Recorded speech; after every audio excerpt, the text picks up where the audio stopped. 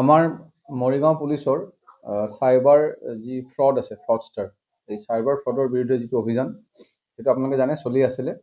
আৰু সেই অভিযানৰ এটা অংশস্বৰূপে আমাৰ যোৱাকালি পুৱতি নিশা আজি এই দুদিন ধৰি আমাৰ কণ্টিনিউৱাছলি বিভিন্ন এৰিয়াত আমাৰ ৰেড চলি আছিলে, মইৰাবাৰী, লাহৰীঘাট আৰু ধিং থানা এলেকাৰ কিছু জেগাত।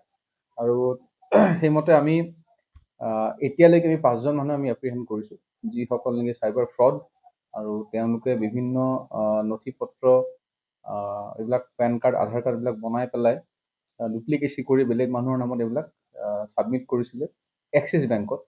আৰু এক্সিছ বেংকৰ পৰা এই 5জনে মিলি পেলাই প্ৰায় 25 লাখতকৈ অধিক টকা তেওঁলোকে হৰলুটি কৰিছিলে। এই সংক্ৰান্তে আমাৰ ইতিমধ্যে এটা মইৰাবাৰী পুলিচ ষ্টেচনত 18/24 নম্বৰ এটা গোচৰ ৰুজু হৈ আছে। আৰু তাৰ এইকেইটা পলাতক আছিলে, আজি প্ৰায় 1.5 বছৰ ধৰি পলাই আছিলে। তো আমাৰ বিভিন্ন আমি চ'ৰ্চ আমাৰ লাগি আছিলে। আপোনালোকে জানেই যে যিবিলাক মানুহে এনেকুৱা নেকি চাইবাৰ ফ্ৰড কৰিছে বা ডিজিটেল ক্ৰাইম কৰিছে, আমি কাকো ৰেহাই দিয়া নাই আৰু আমি কাকো ৰেহাই নিদিওঁ।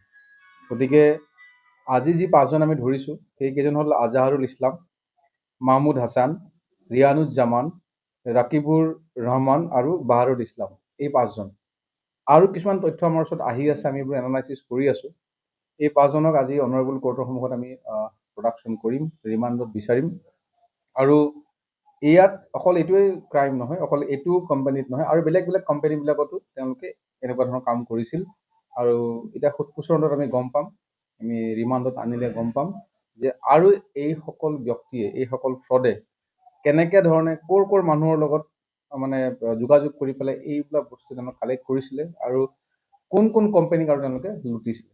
গতিকে সদ্যহতে এইখিনি।